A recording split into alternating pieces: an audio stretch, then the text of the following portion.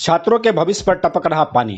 मुंबई विश्वविद्यालय की बदहाल तस्वीर। कलिना कैंपस में टपकती छत के नीचे चल रही मार्कशीटों की छपाई। नमस्कार, आप देख रहे हैं मुंबई न्यूज एक्सप्रेस। देश के प्रतिष्ठित शिक्षण संस्थानों में शामिल मुंबई विश्वविद्यालय की एक बेहद चिंताजनक तस्वीर सामने आई है। विश्वविद्यालय के कलिना कैंपस स्थित प्रिंटिंग प्रेस में छत से पानी टपक रहा है और इसी के बीच लाखों विद्यार्थियों की मार्कशीटों तथा अन्य महत्वपूर्ण दस्तावेजों की छपाई जारी है। कर्मचारियों द्वारा भेजे गए फोटो और वीडियो के आधार पर किए गए निरीक्षण में पता चला है कि छत लंबे समय से टपक रही है। कर्मचारियों ने कई बार इसकी शिकायत भी की है, लेकिन आरोप है कि विश्वविद्यालय प्रशासन ने इस गंभीर समस्या को नजरअंदाज कर दिया।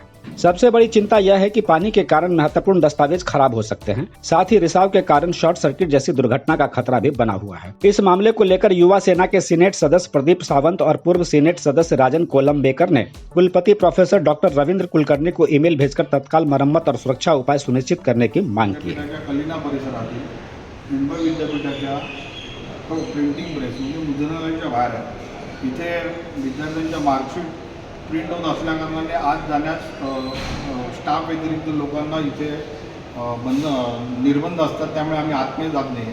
पण स्टाफने आम्हाला काल आतमधले फोटो पाठवले। प्रचंड पावसाचं पाणी त्या प्रिंटिंग प्रेसमध्ये येत आहे, जिथे विद्यापीठात विद्यार्थ्यांच्या मार्कशीट प्रिंट झाल्या जातात, विद्यापीठाची स्टेशनरी प्रिंट केली जाते। त्या ठिकाणी कशा पद्धतीचे लिकेज होते त्याचे त्यांनी व्हिडिओ आणि फोटोज आम्हाला पाठवलेले आहेत आणि 2019 पासून हे स्टाफ इथे रिपेअर करण्यासंदर्भात पाठपुरावा करत आहेत।